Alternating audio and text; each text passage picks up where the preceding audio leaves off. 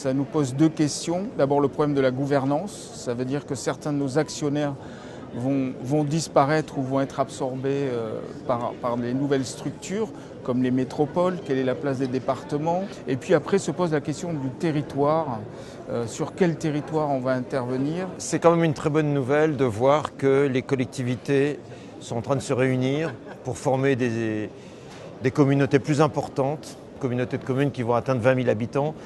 Pour nous, c'est la taille critique pour commencer à penser des aménagements collectifs qui vont irriguer l'ensemble du territoire. J'interviens dans une petite agglomération de 50 000 habitants à Dieppe et la crainte c'est que la métropole rouennaise se développe et absorbe un petit peu toute l'activité. Nous, notre particularité, si vous voulez, c'est qu'on n'a jamais dissocié le développement urbain du développement économique. On a fait une véritable marque de fabrique spécifique à la Schéma. C'est dans toutes les zones d'habitat, on essaye d'amener de l'activité. Pour nous, c'est la principale clé. Alors, je sais bien que dans le développement durable, il y a tous les aspects environnementaux, gestion de l'énergie, etc. Mais ça, de toute façon, la loi nous l'impose. Donc, de toute façon, on le fait.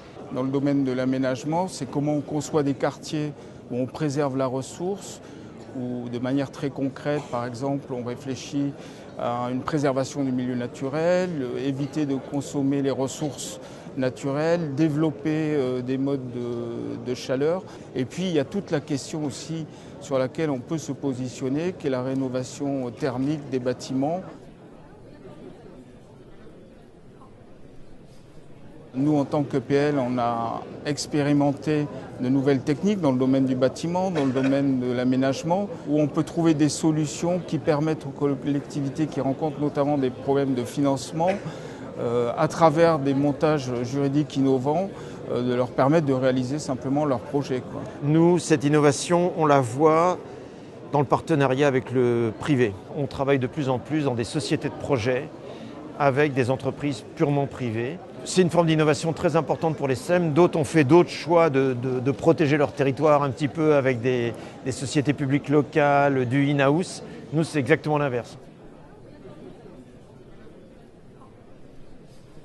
Dans une situation où les fonds publics deviennent de plus en plus rares, on a absolument besoin du financement bancaire, donc notre banquier est primordial à ce niveau-là, mais aussi sur un autre plan comme actionnaire, comme partenaire privé. La particularité de la Schéma, c'est qu'on a un capital public très diversifié et donc on n'a pas d'actionnaires dominants dans l'affaire.